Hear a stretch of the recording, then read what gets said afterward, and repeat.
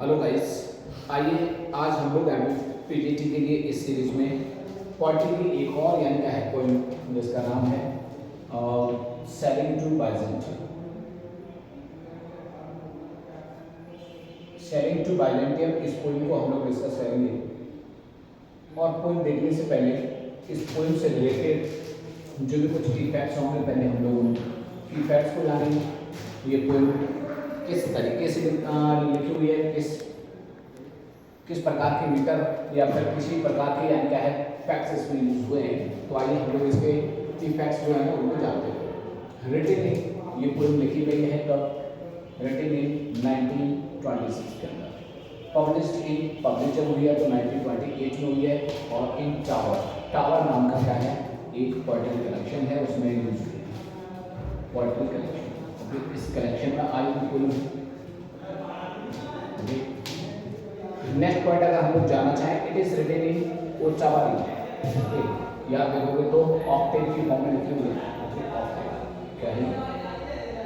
Written in octave in the form of dramatic monologue. अगर तुमसे पूछा जाए इस पोइम का जॉनरा क्या है तो आप बता सकते हो क्या है ये? It is a monologue, dramatic monologue है, एक मोनोलॉग की फॉर्म में लिखी हुई है।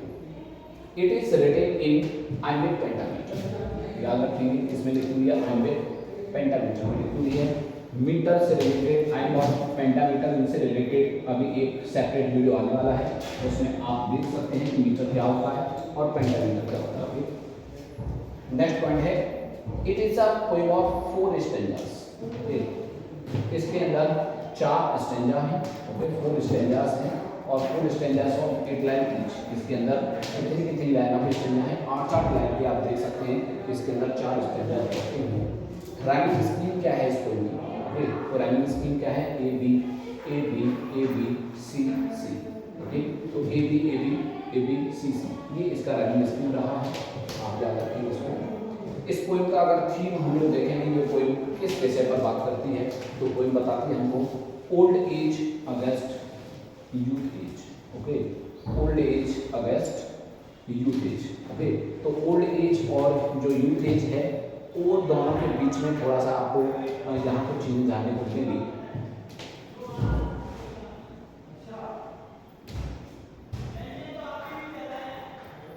नेक्स्ट पॉइंट अगर हम लोग जानना चाहेंगे तो use of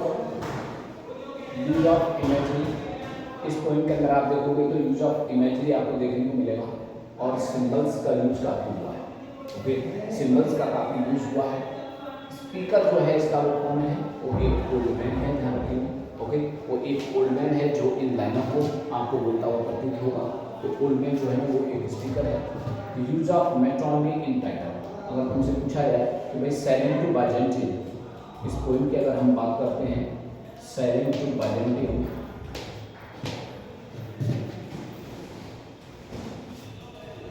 selling to Byzantium इस पोइम में अगर तुमसे पूछा जाए कि फिगर ऑफ स्पीच कौन सा है? ओके, इसमें फिगर ऑफ स्पीच कौन सा है? अलंकार बताना भी कौन सा है? फिगर ऑफ स्पीच कौन सा है? तो आप क्या बताएंगे इसके अंदर? मेटोनिमी। अब मेटोनिमी क्या होता है? मेटोनिमी का मतलब क्या है तो आप समझ सकते हैं चेंज ऑफ मीनिंग। क्या होता है मेटोनिमी का मतलब? Change of meaning. जहाँ किसी चीज को हम उसके नाम से न पुकार करके उसी को किसी दूसरे नाम से पुकार देते हैं तो दैट इज कॉल्ड मेटोनिमी। उसी को हम लोग क्या कहते हैं? मेटोनिमी बोलते हैं। ठीक है, यहाँ पर हम देखेंगे तो सेलिंग टू बाइजेंटियम। बाइजेंटियम क्या है? Byzantium is the name of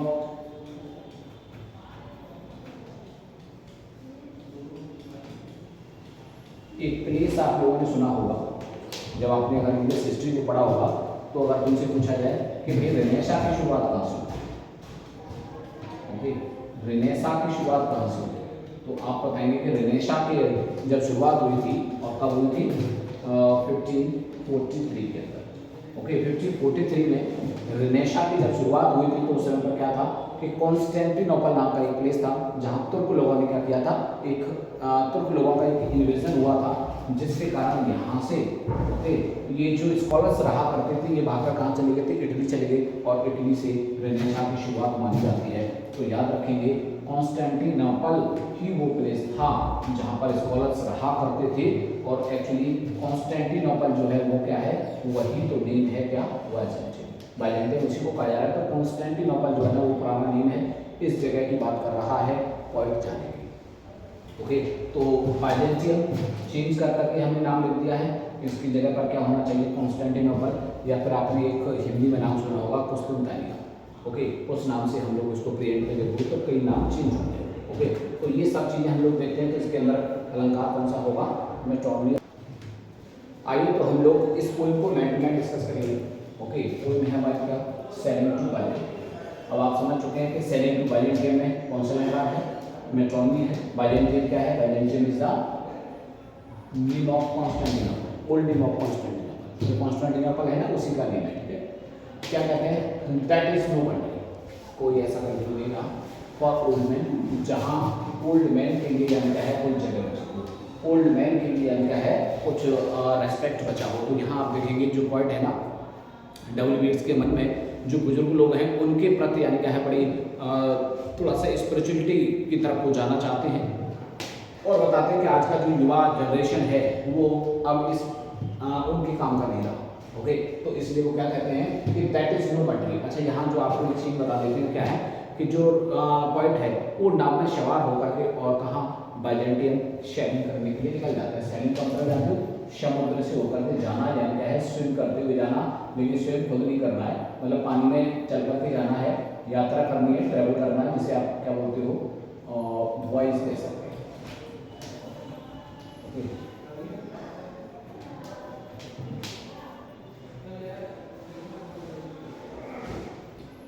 तो आप देख सकते हैं क्या है, एक वॉइस है, एक यात्रा है, समुद्री यात्रा है। तो समुद्री यात्रा करते हुए, शेयरिंग का मतलब क्या है, वॉइस, समुद्री यात्रा, और कहाँ की यात्रा है, बाइजेंटियम। वो बताता है कि अब ये प्लेस इस लायक नहीं रहा है, तो मैं यहाँ से छोड़ करके अब कहाँ जा रहा हूँ, तो बाइजेंटियम के लिए मैं शेयर कर रहा हूँ, मैं वहाँ जा रहा हूँ। तो याद रखिएगा पार्ट्स जो है ना, एक नाव में बैठ करके ये मान लेंगे, आप एक विजन करिएगा कि वो यहाँ से चल दिया है और अब वो कहाँ जा रहा है, बाइजेंटियम के लिए जा रहा है। तो जब वहाँ जाता है तो कहता है कि that is no country for old man, वो देश जिसको मैं अभी छोड़ के आया हूँ। दैट क्यों कह रहा है, तो यही अगर वही होता तो दिस नहीं कह रहा होता, that is no country for old man, वो जिसे मैं छोड़ करके आया हूँ, वो कंट्री जिसको मैं छोड़ करके आया हूँ वो अब वृद्ध लोगों के लिए है। ओके, उनके काम का नहीं रहा है, उनके लिए तो वो बेकार हो चुका है। The young in one another से आर्म्स, जो युवा लोग हैं एक्चुअली क्या है ना, उनके पास वृद्ध लोगों के लिए कोई टाइम नहीं रहा। ओके, जो युवा लोग हैं वो वृद्ध लोगों के लिए कोई टाइम नहीं निकाल पाते, क्यों नहीं निकाल पाते, इन वन एनदर से आर्म, क्योंकि क्या है जो युवा लोग हैं वो एक दूसरे की बाहों में बाहें डाल करके और क्या है वो अपने प्यार करने में लगे, उनको टाइम नहीं है वृद्ध लोगों के लिए, वो अपनी फिजिकल यानी क्या है सेटिस्फैक्शन पाने के लिए, और क्या है वो अपने लस्ट को पूरा करने के लिए, शरीर आप कह सकते हैं जो फिजिकल नीड्स हैं उसे कंप्लीट करने के लिए और अपने कार्यों में लगे हुए हैं, उन्हें वृद्ध व्यक्तियों का कोई आप कह सकते हैं उनकी कोई केयर नहीं है। और क्या कहते हैं आगे, वर्ड्स इन द स्ट्रीट। अच्छा, ऐसा नहीं है कि सिर्फ व्यक्ति ही ऐसा करने लगे हुए हैं, वर्ड्स, पक्षियों को भी आप देखोगे तो वो भी अपने ट्रीज में और पेड़ पौधों के अंदर यानी उन्होंने अपने घोंसले बना रखे हैं, और वो भी क्या कर रहे हैं, वो भी अपनी पॉपुलेशन बढ़ाने में लगे हैं। ओके, और क्या कहते हैं, दो टाइम जनरेशन, लेकिन याद रखिएगा क्या कह रहे हैं, वार्निंग करते हुए कहते हैं देखो, लेकिन याद रखो दो टाइम, ये सब क्या है, डाइंग जनरेशन है, मरने वाली पीढ़ियां हैं, यानी कि सब पीढ़ियों का अंत होगा, कोई यहाँ हमेशा के लिए रहने वाला नहीं है, सबको एक दिन क्या होगा, मरना होगा। और जो अपने यानी कि गीतों पर हैं, जो अपनी चीजों में लगे हुए हैं, उनका भी एक दिन अंत होना ही है। द सैल्मन फॉल्स, ओके, तो क्या कहते हैं देखिएगा, the salmon falls, the mackerel crowded seas. अच्छा देखो, सैल्मन क्या है, ये एक फिश है जहाँ that is no fountain falls, जो किसी झरनों वगैरह में पाई जाती है। तो कहते हैं कि द सैल्मन फॉल्स, जो सैल्मन फॉल है, ओके, जो मछलियां हैं वो, द मैक्रेल, ओके, मैक्रेल क्या है, ये भी एक फिश का नेम है, ये भी क्या है, एक फिश है, और जो कहाँ पाई जाती है, समुद्रों के अंदर पाई जाती है।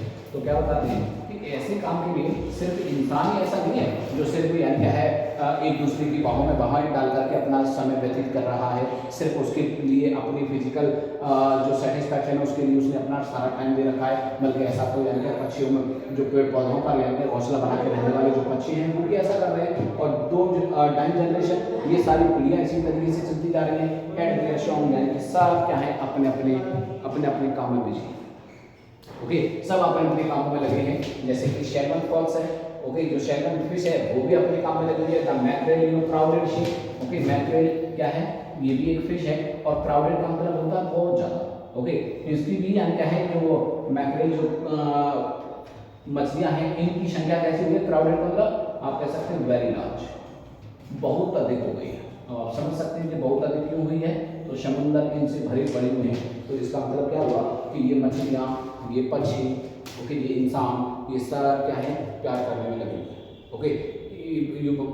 वृद्ध व्यक्तियों के लिए इनके पास कोई समय नहीं है, कोई फीलिंग्स नहीं रही है। और क्या कहते हैं, देखो फिश, फ्लैश और कमेंट ऑल समर, क्या कहते हैं, देखो जैसे चाहे वो मछली हो, फ्लैश, फ्लैश का मतलब है यहाँ पर ह्यूमन, ओके, फ्लैश किसको कहा गया है, ह्यूमन भी, मनुष्य, ओके। तो क्या कह रहे हैं कि फिश, फ्लैश और फॉल, ओके, चाहे वो फिश हो या वो फ्लैश का मतलब फिर इंसान हो या फिर फॉल का मतलब पक्षी, ओके। इसका मतलब क्या है, इसका मतलब है बर्ड्स, ओके भाई। तो चाहे तो वो मछलियां हो या फिर मनुष्य हो या फिर पक्षी हो, क्या करते हैं, comment all summer long. Comment का मतलब है वो एंजॉय कर रहे हैं, कमेंट का मतलब क्या है, एंजॉय, वो एंजॉय करते हैं, वो किसको कर रहे हैं, ऑल समर लॉन्ग। अच्छा देखो समर लॉन्ग से क्या मतलब है, जैसा कि आप जानते हैं कि जो ऐसे शहर हैं जो बहुत ज़्यादा ठंडे रहते हैं, जहाँ बर्फ पड़ी रहती है, जब वहाँ पर ग्रीष्मकाल का समय आता है तो आप जानते हैं कि इस ग्रीष्मकाल को वो लोग सबसे अच्छा मानते हैं और इसको एंजॉय करते हैं। ये उनके फिजिकल रिलेशनशिप के लिए ज़्यादा अच्छा माना जाता है। इसलिए वो क्या कहते हैं कि जो फिश हैं, जो फ्लैश का मतलब मनुष्य, मछलियाँ, पक्षी, ये सब इस समय पर किसको एंजॉय कर रहे हैं, जो समर लॉन्ग, समर लॉन्ग मतलब आप ग्रीष्मकाल का जो समय आया, गर्मी का जो मौसम आया है, और that is unfit for their physical satisfaction, और ये समय उनके फिजिकल सेटिस्फैक्शन के लिए सबसे अच्छा माना जाता है। इसलिए सब लोग अपने अपने फिजिकल सेटिस्फैक्शन में लगे हुए हैं। Whatever is begotten born in times, क्या बोलता है कि जो कुछ भी क्या हो रहा है, जो कुछ भी लोगों को प्राप्त हो रहा है, एक दिन उसका अंत होगा। जिसका जन्म हुआ है वो सब मर जाएंगे, एंड टाइम्स, ओके। तो क्या है कि जिनका भी जन्म हुआ है इस संसार में, ध्यान रखिएगा उन सबका एक दिन अंत हो जाएगा। आप इन चीज़ों में इतने इन्वॉल्व मत होइएगा, कुछ समय की हैं ये चीज़ें, कुछ समय के बाद इन सब चीज़ों का अंत होना निश्चित है। तो फिजिकल सिर्फ सेटिस्फैक्शन सब कुछ नहीं है, सिर्फ आप उसमें सब कुछ ना भूल जाएगा, क्योंकि ये सब चीज़ें क्या हैं, एक दिन जिन चीज़ों का जन्म हुआ है, जिन चीज़ों को आपने पाया, जिनका जन्म हुआ है, एक दिन उनका मरना बिल्कुल निश्चित है। क्या कहते हैं, caught in that sensual, musical or neglect moments of uneasy intellect। क्या कहते हैं देखिएगा, caught, जो आज का इंसान जो है वो क्या है, caught, फंसा हुआ है, फंस गया है in the sensual music। sensual music का मतलब वही आप कह सकते हैं physical pleasure, okay, physical pleasure. तो आज का जो इंसान है वो क्या कह रहे हैं कि caught in that physical pleasure. सब लोग इस समय पर किसमें, वो शारीरिक सुख पाने के चक्कर में क्या है, उसी में फंसे हुए हैं। और नेग्लेक्ट, सब लोगों ने नेग्लेक्ट कर दिया है, नजरअंदाज कर दिया है। सब लोग किसमें लेते हैं, फिजिकल प्लेजर को पाने की यानी क्या है लगे हुए हैं, लेकिन लोगों ने रियल में क्या है, नेग्लेक्ट कर रखा है इसको, मॉन्यूमेंट्स, ओके, ऑफ अनइजी। ऐसे मॉन्यूमेंट्स को उन्होंने नेग्लेक्ट कर रखा है जो अनइजी है, यानी कि जो कभी भी वृद्ध नहीं होते हैं, जिनका कभी भी अंत नहीं होता है। ऐसे यानी कि चीज़ों को भी क्या कर रखा है उन्होंने, देखो इंटेलेक्ट, अनइजी इंटेलेक्ट का मतलब है वो सारी चीज़ें जो कभी खत्म नहीं होती, जो कभी नहीं मरती, जो कभी वृद्ध नहीं होती। ऐसी चीज़ों को जो अमर है, उन सब चीज़ों को छोड़ करके हम लोग कुछ मात्र की दिशा देने वाली इन चीज़ों में क्या हो गए हैं, बुरी तरीके से फंस चुके हैं, ओके। तो लेखक ये बताना चाहता है।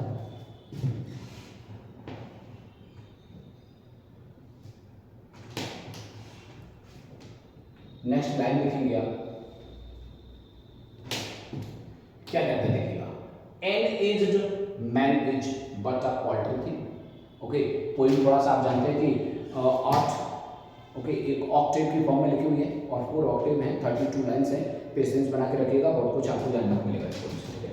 क्या कहते हैं देखिए, an aged man is but a paltry thing. अरे भाई ईज्ड मैन का मतलब क्या है? Old man. ओके, जो ओल्ड मैन है ना वो क्या है? इज, वो है बट ए पोल्ट्री थिंग, वो सिर्फ एक तुच्छ की चीज बन के रह गया है, कुछ नहीं है, वो बेकार की चीज हो गई है। पोल्ट्री का मतलब जानते हो आप? कह सकते हैं of no value, of no value, जिसकी कोई वैल्यू नहीं, पोल्ट्री, ठीक है, जिसकी कोई वैल्यू नहीं है, ऐसी चीज बन करके रह गया है। क्या आज का एक जो वृद्ध इंसान है वो तो बेकार की चीज हो चुका है लोगों के लिए। A tattered coat, a tattered coat upon a stick. क्या बोलता है देखिए, a tattered coat upon a stick. जिस प्रकार से यानी जैसे आप कोट पहनते हो, कोट पहनने के बाद जब वो खराब हो जाता है, बेकार हो जाता है, तो आप एक स्टिक पर, एक छड़ी पर, आप कह सकते हैं कि किसी दीवार पर आप लटका देते हो। तो आज जो वृद्ध इंसान है वो भी क्या हो गया है? टैटर्ड, बेकार हो गया है, कोट की तरह हो चुका है, बेकार कोट की तरह हो गया है। और कहाँ लटका दिया गया है? अपॉन स्टिक, एक स्टिक पर लटका दिया गया है। आज उसकी कोई वैल्यू नहीं बची है। तो देखिए यहाँ पर टैटर्ड कोट किसको कहा जा रहा है? तो आप समझ सकते हैं कि वो ओल्ड मैन को कहा जा रहा है, ठीक है, टैटर्ड कोट। तो देखिए अगर तुमसे पूछा जाए कि भाई फिगर ऑफ स्पीच क्या होगा, तो अभी मैंने बताया था कि जब किसी एक शब्द को दूसरे से रिप्लेस कर देते हैं तो उस जगह पर आप मेटाफर का यूज करते हैं। क्या होता है? मेटाफर। एक्चुअली यहाँ पर जो टैटर्ड कोट है ना, कुछ और नहीं, वो ओल्ड मैन को ही कहा जाता है। ओके, तो जब आप किसी एक चीज को दूसरी चीज से बोल करके क्या कर देते हो, दोनों पे एक ही मान लेते हैं, तो that is called metaphor. A tattered coat upon stick. तो आज जो वृद्ध इंसान है वो क्या है? वो एक पुरानी बेकार किसी कोट की तरह हो गया है, जो कहाँ लटका हुआ है? किसी एक स्टिक से लटका हुआ है। Unless soul clap is in hand. अच्छा, ये जो युवा लोग हैं, अब देखो पॉइंट क्या कहना चाह रहा है कि जो युवा लोग हैं ये क्या चाहते हैं इनसे, ये वृद्ध लोगों से क्या चाहते हैं कि सोल क्लैप, कि तब तक इनकी आत्मा क्या करे? क्लैप ना करे। ओके, इट्स हैंड्स, अपनी इन हाथों से तब तक ये क्लैप ना करे, ओके, क्लैप ना करे, एंड सिंग, और गीत ना गाए। जैसे मान लेते हैं इमेजिन करिए कोई पार्टी हो रही है, तो आपने वहाँ कहीं नाचते गाते देखा हुआ, तो युवा लोगों को देखा होगा। ऐसा नहीं है कि वहाँ कोई एक 80 ईयर्स ओल्ड जो कोई वृद्ध इंसान आया और वो डांस कर रहा हो, तो ऐसी उम्मीद उनसे नहीं की जाती। इसीलिए कह रहा है कि ये लोग हमसे क्या उम्मीद करते हैं कि soul clap its in hands, कि इनकी आत्मा भी क्या करे? अपने इन हाथों से तालियां बजाए, एंड सिंग, और गीत गाए उनके लिए, वो भी उनको ज्वाइन करें। कहने का मतलब क्या है कि वो भी उनके साथ इस पार्टी में ज्वाइन करें, उनके साथ जुड़ जाएं, एंड लाउडर सिंग, और जोर जोर से उनके साथ क्या करें? चिल्ला करके गीत गाएं। वो ये चाहते हैं हमसे। For every tatter in its mortal dress, और एवरी टैटर, ओके, और प्रत्येक व्यक्ति को क्या चाहते हैं कि वो मॉर्टल ड्रेस, मॉर्टल ड्रेस जानते हैं? मॉर्टल ड्रेस का मतलब यहाँ ह्यूमन बॉडी, इसको कहा जा रहा है ह्यूमन बॉडी, ठीक है, ह्यूमन बॉडी। ओके, तो क्या है कि फॉर एवरी टैटर, मतलब प्रत्येक यानी कि वृद्ध जो व्यक्ति है, प्रत्येक यानी है जो वृद्ध इंसान है, ह्यूमन बॉडी जो वृद्ध हो चुकी है, उससे ये सब लोग यही उम्मीद करते हैं कि वो उनके साथ किसी पार्टी में क्या करें? ज्वाइन हो जाएं, उनके साथ ये मिलकर के तालियां बजाएं, उनके साथ जबरदस्त तरीके से गीत गाएं। लेकिन ऐसा अब उनसे नहीं होने वाला। फिर क्या कहता है? चलो भाई एक बार फिर मानो कि अगर ऐसा हो तो फिर क्या करना चाहिए? क्या कहता है देखिएगा कि nor is there singing school.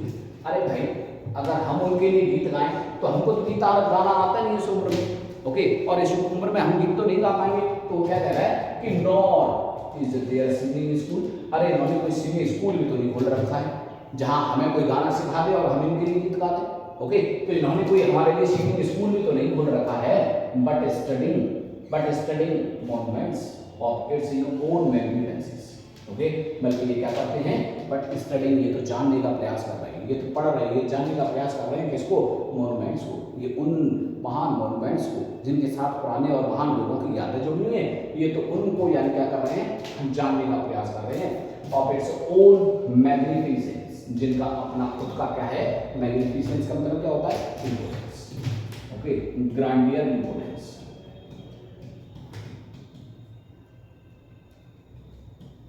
Okay, इनका जो इंपोर्टेंस है ना वो बहुत ज्यादा है।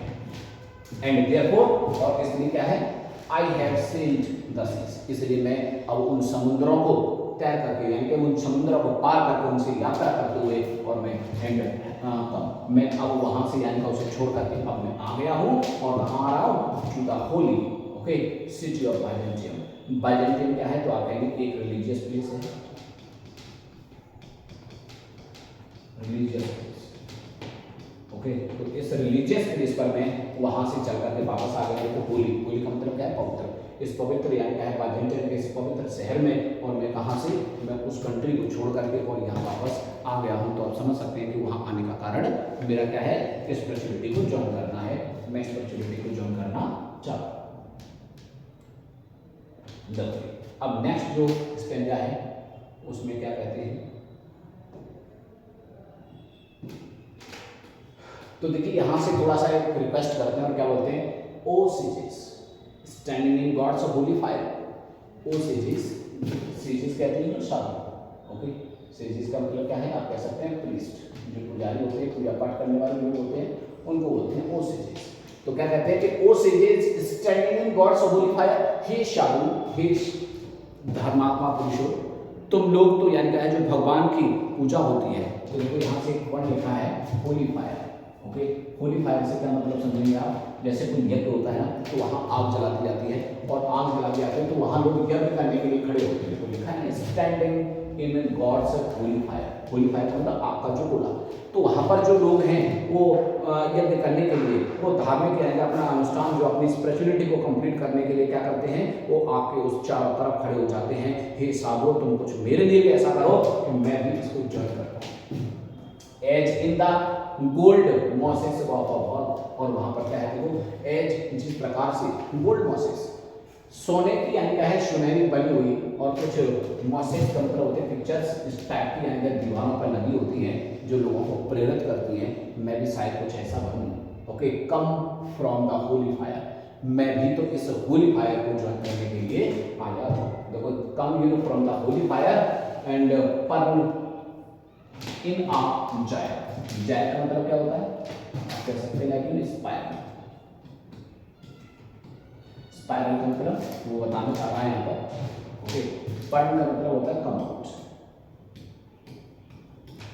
कि भाई जो हमारी जो आत्मा है ना इंसान की, आपने देखा कि हमारा जो जीवन चक्र है ना वो चलता रहता है। जीवन चक्र, इंसान का जन्म होता है इस धरती पर, फिर से मरता है, फिर से जन्म लेता है, फिर मरता है, फिर जन्म लेता है। तो ये क्या है, ये एक स्पाइरल बना हुआ है, इसी में कहते हैं Jair okay.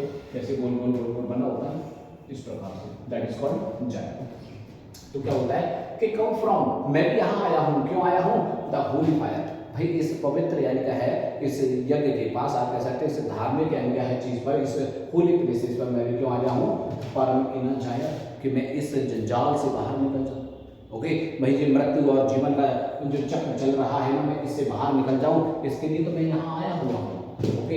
And be the singing masters of my soul, और क्या कहते हैं, और उन जो साधु हैं ना उनसे रिक्वेस्ट कर रहे हैं, उनसे कह रहे हैं कि क्या करो, एंड बी बन जाओ तुम द सिंगिंग मास्टर्स, यानी कि सिंगिंग मास्टर बन जाओ, हमें भी इस प्रकार के गीत गाना सिखा दो। और माई सोल का मतलब मेरी आत्मा के, मेरी आत्मा के तुम क्या बन जाओ, मेरी आत्मा के तुम सिंगिंग मास्टर बन जाओ, मैं तो यही उम्मीद करता हूँ।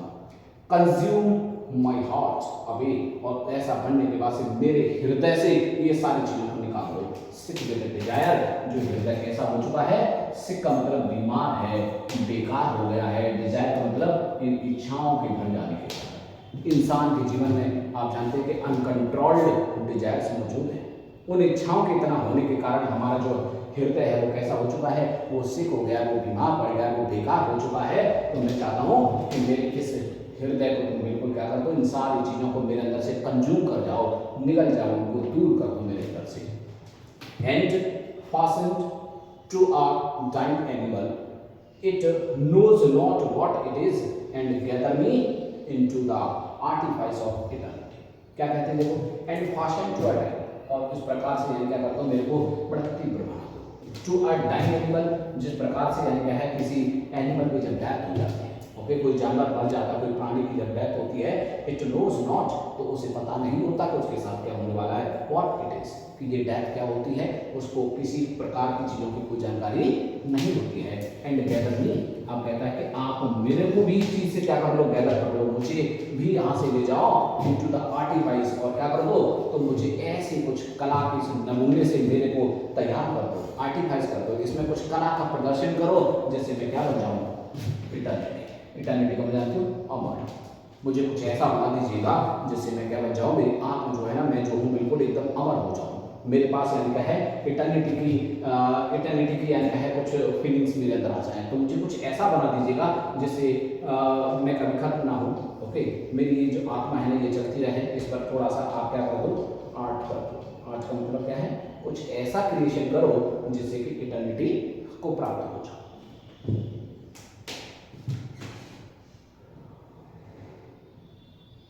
नेक्स्ट लाइन देखेंगे आप, नेक्स्ट जो पैराग्राफ है, नेक्स्ट पैराग्राफ क्या कहता है, once out of nature I shall never take. अब देखो ये लास्ट पैराग्राफ है, मुझे लगता है इसमें आप कुछ चीज़ों को जानने का प्रयास करेंगे यहाँ वो क्या काम रखा है कि क्या कह रहा है। देखिए वंस, एक बार, आउट ऑफ नेचर, इस प्राकृतिक चीज़ों से, I shall never come take, okay, take my body form. Okay, क्या कहता है कि एक बार इस प्राकृतिक जो शरीर मेरे पास यानी क्या है जो दे दिया है, अगर एक बार मैं इस प्रकृति से बाहर निकल जाऊं, ओके, तो क्या कहता है कि आई शैल नेवर टेक, फिर मैं दोबारा धारण नहीं करूंगा क्या, माय बॉडीली फॉर्म, ये शारीरिक रूप, ये शारीरिक रूप में फिर दोबारा मैं संसार में नहीं आना चाहता। एक बार इससे मैं निकल तो जाऊं, एक बार निकलने के बाद तो मैं नहीं चाहता कि फिर इस बॉडीली रूप को यानी इस शारीरिक रूप को मैं फिर दोबारा से पाऊं, ऐसा मेरा कोई विचार नहीं है। Okay, from any natural thing, any natural thing मतलब किसी भी प्राकृतिक चीज में मैं नहीं चाहता कि फिर मैं इस फॉर्म में यहाँ उपस्थित हूँ, but such a form as Grecian goldsmith make. लेकिन क्या कहता है, लेकिन मैं तो लोगों से विनती करता हूँ कि इस नेचुरल थिंग को यानी जो प्राकृतिक चीज है इसको कुछ ऐसा, बट सच ए फॉर्म, ऐसी फॉर्म में परिवर्तित कर दो, ऐसा कुछ बना दो जैसा जैसा क्या होता है ग्रेशियन गोल्ड स्मिथ। ग्रेशियन का मतलब ग्रीक, ओके, तो जो ग्रीक के गोल्ड स्मिथ कहते हैं, जो आर्टिस्ट होते हैं, जो सुनार वगैरह होते हैं, तो वो क्या करते हैं, जैसे ग्रेशियन जो गोल्ड स्मिथ हैं वो क्या कर देते हैं, वो बना देते हैं।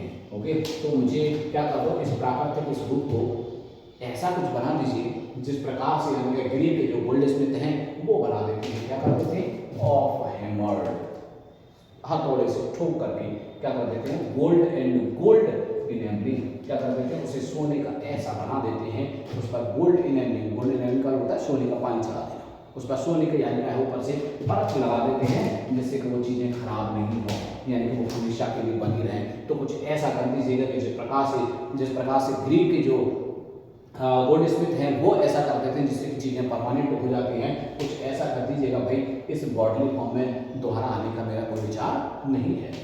एंड क्या बोलते हैं, a to key are drowsy emperor in away. Okay, are drowsy emperor awake क्या होता है, देखिए उसके बाद ड्राउजी का मतलब क्या होता है, नींद, ठीक है। ओके, तो ड्राउजी का मतलब क्या है, नींद है। एम्परर और अवेक, ओके, तो देखिए जो लास्ट का पैराग्राफ है इंपोर्टेंट है, थोड़ा सा आपको मैं बताना चाहूंगा इसके बारे में क्या कहता है, देखिएगा दोबारा से बता देता हूँ, सुन लें। वंस आउट, एक बार, ओके, वंस यानी एक बार, आउट ऑफ नेचर, इस जो शारीरिक रूप मेरे को ये मिला हुआ है, एक बार अगर मैं इससे बाहर निकल जाऊं, आई शैल नेवर टेक, तो मैं इसे फिर दोबारा धारण नहीं करूंगा। ओके, फिर दोबारा से मैं इसको नहीं देखूंगा, और किसको, माय बॉडीली फॉर्म है, बॉडीली फॉर्म को, बॉडीली फॉर्म मतलब शारीरिक। ओके, तो कहता है कि मैं इस शारीरिक रूप को फिर दोबारा से कभी धारण नहीं करना चाहूँगा, इसे फिर से प्राप्त करना नहीं चाहूँगा, क्योंकि ये शरीर का एक दिन अंत हो जाता है, एक दिन ये मर जाता है। ओके, तो ये परमानेंट नहीं है, ये हमेशा हमारे साथ देने वाला नहीं है, तो मैं कभी भी इसको दोबारा से प्राप्त करना नहीं चाहूँगा, वो ये कहना चाहता है फॉर्म। ओके, तो क्या कहता है कि फ्रॉम एनी नेचुरल थिंग, कि किसी भी इन प्राकृतिक इन चीज़ों से क्या कर दीजिएगा, बट सच ए फॉर्म, कुछ ऐसी चीज़ बना दीजिए ओके, वो जो साधु है ना उनसे प्रे करता है, उनसे कहता है कि आपके पास तो यानी कि आप तो काफ़ी दिनों से यानी कि आप प्रे कर रहे हैं, आपके पास तो भगवान की स्पिरिचुअलिटी की पावर आपके पास होगी, आप मेरे को कुछ ऐसा बना दीजिएगा, ऐसा कुछ कर दीजिए जैसे जैसे जो ग्रीक के यानी क्या करते हैं गोल्ड स्मिथ क्या कर देते हैं, वो बना देते हैं, रूप प्रदान कर देते हैं, हैमर कर करके एक गोल्ड को ऐसा बना देते हैं कि वो परमानेंट गोल्ड बन जाता है। ओके, वो ऐसी चीज़ बना देते हैं कि वो गोल्ड कैसा है, बिल्कुल इनेमिनेट, उस पर सोने का पानी चढ़ा हुआ और बिल्कुल परमानेंट दिखता है। To keep a drowsy emperor, अभी और फिर क्या है जैसे कि to keep a drowsy, drowsy का मतलब नींद, उन्माद में आया हुआ एम्पर वो क्या करता रहता है, वो भी जागता है।